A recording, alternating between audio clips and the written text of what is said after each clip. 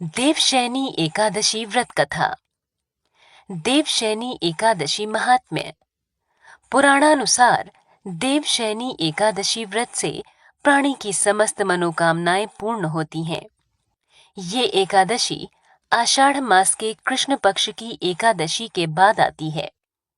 मान्यता है कि इस दिन से भगवान श्री हरि विष्णु क्षीर सागर में शयन करते हैं और फिर 4 माह बाद कार्तिक सुदी एकादशी को उन्हें उठाया जाता है। उस दिन को देवोत्थानी एकादशी कहा जाता है। इस बीच के अंतराल को ही चातुर्मास कहा गया है। देवशयनी एकादशी व्रत कथा। सतयुग में मानधाता नामक एक चक्रवर्ती सम्राट अवधपुरी में राज्य करते थे। उनके राज्य में प्रजा बहुत सुखी थी, किंतु भविष्य में क्या हो जाए ये कोई नहीं जानता। अतः वे भी इस बात से अनभिज्ञ थे कि उनके राज्य में शीघ्र ही भयंकर अकाल पड़ने वाला है। उनके राज्य में पूरे 3 वर्ष तक वर्षा न होने के कारण भयंकर अकाल पड़ा। इस अकाल से चारों ओर त्राही त्राही मच गई। प्रजा ने राजा के पास जाकर अपनी वेदना की दुहाई दी। राजा तो इस स्थिति को लेकर पहले से ही दुखी थे।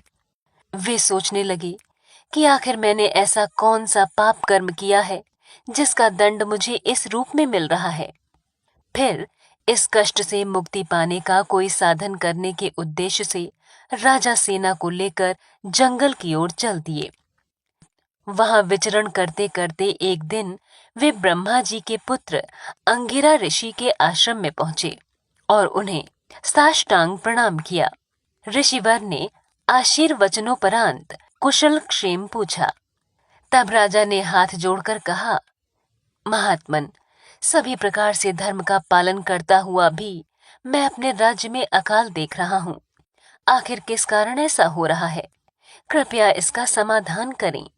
ये सुनकर महर्षि अंगिरा ने कहा, हे राजन, ब्राह्मण के अतिरिक्त किसी अन्य जाति को तप करने का अधिकार नहीं है, जबकि आपके राज्य में एक शूद्र तपस्या कर रहा है। यही कारण है कि आपके राज्य में वर्षा नहीं हो रही है। जब तक वह काल को प्राप्त नहीं होगा, तब तक यह दुर्भिक्ष शांत नहीं होगा। दुर्भिक्ष की शांति उसे मारने से ही संभव है। किंतु राजा का हृदय एक निरपराध शूद्र तपस्वी का शमन करने को तैयार नहीं हुआ। उन्होंने कहा, हे देव, मैं उस निरपराध को मार दूं, ये बात मेरा मन स्वीकार नहीं कर रहा है। कृपा करके आप कोई और उपाय बताइए। महर्षि अंगिरा ने बताया, आषाढ़ माह के शुक्ल पक्ष की एकादशी का व्रत करें। इस व्रत के प्रभाव से अवश्य ही वर्षा होगी। राजा अपने राज्य की राजधानी लौट आए और चारों वर्णों सहित एकादशी का विधि पूर्वक व्रत किया। व्रत के प्रभाव से उनके राज्य में मूसलाधार वर्षा हुई और पूरा राज्य धन धान्य से परिपूर्ण हो गया। इस एकादशी के दिन तुलसी का बीज बोना पुण्य फलदायक होता है। इसके साथ ही तुलसी की माला भी अति शुभकारी होती है।